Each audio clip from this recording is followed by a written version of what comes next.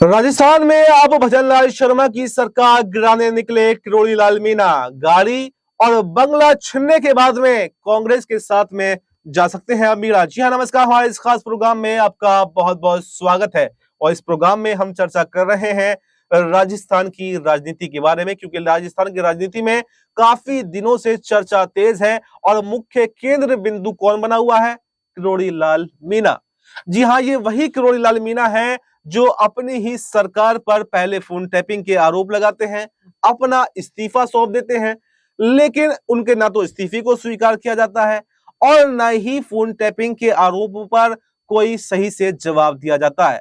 जवाब मात्र औपचारिकता के लिए गृह मंत्री जरूर सदन में देते हैं, लेकिन उसके बावजूद भी किरोड़ी लाल मीणा उससे संतुष्ट नहीं होते हैं और उसके फौरन बाद दोबारा से उस मुद्दे को उठा देते हैं कि आखिर मेरा फोन टैप क्यों किया जा रहा है। और उसके बाद में कैसे उनको कांग्रेस का समर्थन मिलता है। सचिन पायलट, अशोक गहलोत, कांग्रेस के बड़े नेता यहां पर किरोड़ी लाल मीणा का समर्थन करते हैं। और उस समर्थन मिलने के बाद में अब ये अटकलें लगाई जा रही हैं कि वसुंधरा राजे का समर्थन भी यहां पर किरोड़ी लाल मीणा को मिल रहा है। और वसुंधरा राजे का समर्थन मिलने के बाद में किरोड़ी लाल मीणा अब बड़ा कदम उठा सकते हैं। तो क्या वो कांग्रेस के साथ में आ सकते हैं, या फिर हनुमान बेनीवाल ने भी उनको ऑफर किया था, या उनकी तरफ भी जा सकते हैं? ये एक सवाल राजस्थान की राजनीति में बना हुआ है। तो इन तमाम सवालों पर हम चर्चा करेंगे। मेरे साथ मेरे सहयोगी राहुल जी मौजूद हैं। राहुल जी, सबसे पहले तो आपका बहुत बहुत स्वागत है हमारे इस प्रोग्राम में। राहुल जी, मेरा पहला ही क्वेश्चन आपसे रहेगा।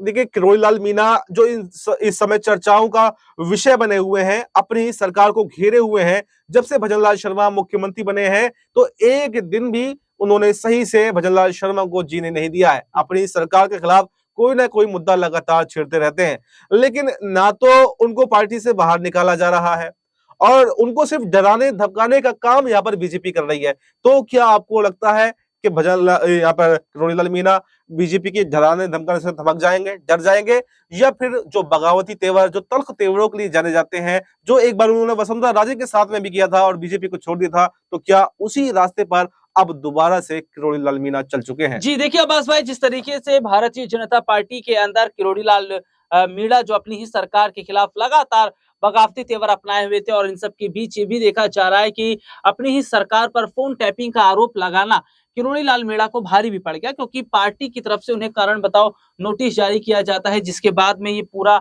बवाल छिड़ता नजर आता है। और इन सब के बीच में हम ये भी बता देते हैं कि किरोड़ी लाल मीणा को कांग्रेस का भी सपोर्ट मिलता नजर आया, क्योंकि देखिए किरोड़ी लाल मीणा ने जब अपनी सरकार पर फोन टैपिंग के आरोप लगाए तो अशोक गहलोत, सचिन पायलट, ये बड़े चेहरे जो मीणा को समर्थन करते नजर आए। तो ऐसे में जो हालात, जो स्थिति इस वक्त बनी है, वो ये साफ तौर पर बता रही है, वो ये चीजें दिखा रही है कि क्या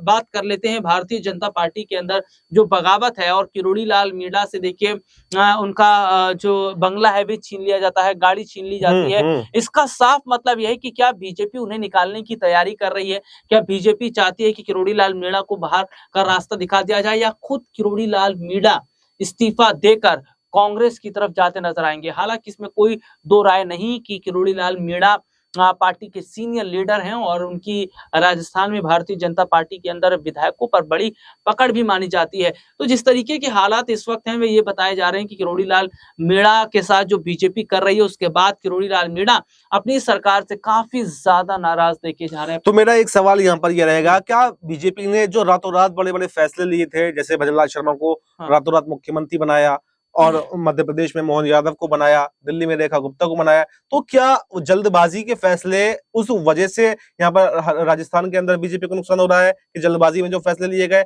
और अगर राजस्थान में नुकसान होता है तो क्या सिर्फ राजस्थान में होगा, या कई राज्यों तक ये जो आग है वो पहुंच सकती है? देखिए अब्बास भाई, जिस तरीके से देखा जा रहा है कि अगर बगावत की बात करें तो भारतीय जनता पार्टी की जो बगावत है वे हरियाणा के अंदर भी देखने को मिलती है। अनिल विज, नायब सिंह सैनी की, महाराष्ट्र में आप आ जाइए, देवेंद्र फडणवीस, एकनाथ शिंदे, अजीत पवार, इनके बीच के हालात किस तरीके के हैं। आप राजस्थान में किरोड़ी लाल मीणा, भजनलाल, और दिल्ली में भी देखिए कुछ खबरें चल रही थी कि जो सीएम रेखा गुप्ता हैं और प्रवेश शर्मा के बीच में। तो भारतीय जनता, बिहार की मैं बात करना चाहूंगा, बिहार में इस साल चुनाव होने वाले, वहां पर एनडीए के अंदर फूट पड़ती नजर आ रही है। तो देखिए जिस तरीके की स्थिति है वो ये साफ तौर पर बता रही कि राजस्थान की अगर हम बात करते हैं तो केवल देखिए नाराज किरोड़ी लाल मीणा नहीं है, वसुंधरा राजे भी चल रही हैं, क्योंकि वसुंधरा राजे को भी पार्टी ने अभी तक कोई बड़ी जगह नहीं दी है।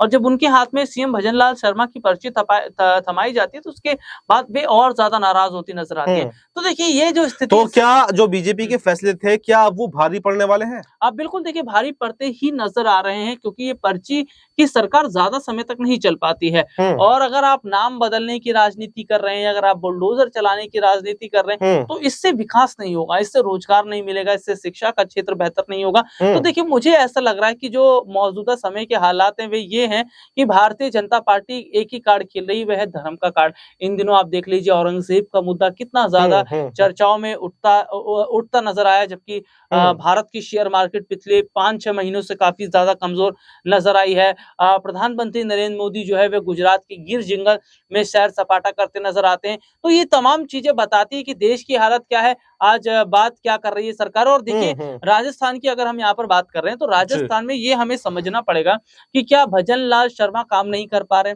अगर किरोड़ी लाल मीणा उनसे खुश नहीं है, वसुंधरा राजे उनसे खुश नहीं है, बीजेपी के विधायक उनके कामकाज से खुश नहीं है, तो मेरा एक सवाल यहीं पर ये रहेगा, जो एक्शन लेने की बात यहाँ पर किरोड़ी लाल मीणा पर चल रही है, जो कारण बताओ नोटिस यहाँ पर किरोड़ी लाल मीणा को दिया जा रहा है और इससे काफी ज्यादा लोग नाराज हैं, तो क्यों ना भजनलाल शर्मा को ही सीएम पद से हटा दिया जाए, तो कम से कम बगावत तो बच जाएगी, कम से कम वसुंधरा राजे भी खुश हो जाएंगी, यहाँ किरोड़ी लाल मीणा भी खुश हो जाएंगे और जो कुछ विधायक नाराज चल रहे हैं पार्टी से वो भी खुश हो जाएंगे। तो आखिर किस तरह की राजनीति ये कर रही है, आखिर भजनलाल शर्मा में ऐसी क्या बात है कि उनको रखे हुए हैं और उनकी वजह से अगर बगावत भी होती है तो हो जाए, कोई फर्क नहीं पड़ता। देखिए इसमें ये एक बहुत बड़ी बात है कि भारतीय जनता पार्टी जो है वे जातिगत राजनीति खेल रही है और जातिगत का ये कार्ड खेल रही है। और उसको मैं इस तरीके से जरा समझा देता हूँ कि भजनलाल शर्मा ब्राह्मण कम्युनिटी से आते हैं और हेमंत बिश्व शर्मा की बात कर लें तो वे ब्राह्मण कम्युनिटी से आते हैं। इसके अलावा आप नायब सिंह सैनी को देख लीजिए, वे ओबीसी कोटे से आते हैं। देवेंद्र फडणवीस को आप देख लीजिए और आप मध्य प्रदेश में मोहन यादव को आप देख लीजिए, ये यादव कम्युनिटी से आते हैं। तो ऐसे में आप दिल्ली के अंदर देख लीजिए, सीएम रेखा गुप्ता को सीएम जो बनाया गया है वे हरियाणा से है उनका ताल्लुक और वे वैश्य समुदाय से हैं। ये वही वैश्य समुदाय है जिससे अरविंद केजरीवाल आते थे, यानी कि बनिया समुदाय। तो ये एक जातिगत कार्ड भारतीय जनता पार्टी खेल रही है। उत्तर प्रदेश में आप आ जाइए, योगी आदित्यनाथ ठाकुर समुदाय से आते हैं। तो यहाँ पर अब्बास भाई यही चीज हमें जो नजर आ रही है वह है कि भारतीय जनता पार्टी जातिगत कार्ड खेले, लेकिन कहीं ये जातिगत कार्ड उन पर भारी ना पड़ जाए और जो बीजेपी में जो बगावतें हो रही हैं अलग अलग राज्यों में, वे आने वाले वक्त में पूरा ही उन पर ना इसका जो असर है वे दिखता नजर आए। तो देखिए हमारे सहयोगी ने आपको विस्तार से बताया कि किरोड़ी लाल मीणा को अगर उन पर एक्शन लिया जाता है या फिर नहीं भी लिया जाता है तो बड़ी बगावत जो है राजस्थान के अंदर देखने को मिल सकती है। और बीजेपी सीएम भजनलाल पर एक्शन इसलिए नहीं ले रही है क्योंकि जातिगत कार्ड खेलने की कोशिश यहाँ पर की जा रही है। वो पूरे समूचे देश को लेकर के ऐसी जातिगत वो करते, चाहे आप मंत्रिमंडल का हिसाब देख लीजिए, चाहे अभी बिहार में जो मंत्रिमंडल का विस्तार किया गया है उसमें भी जातिगत समीकरण का हिसाब रखा गया है। और आप देखिए एक विधायक से लेके देश के राष्ट्रपति तक यहाँ पर चाहे आदिवासी समुदाय हो, चाहे एससी हो, चाहे एसटी हो, या फिर जनरल की बात करें तो वैश्य समाज हो, चाहे ब्राह्मण समाज हो, तमाम समाजों को खुश करने की कोशिश यहाँ पर की जा रही है। और इसमें अब ये देखा जा सकता है कि आने वाले समय में अगर बगावत राजस्थान से शुरू होती है तो ये जातिगत कार्ड खेलना बीजेपी को भारी पड़ सकता है और कई राज्यों में एक साथ सरकारें गिर सकती हैं। तो फिलहाल इस प्रोग्राम में इतना ही। इस पर आपको क्या कुछ कहना है, कमेंट बॉक्स में अपनी राय जरूर दें।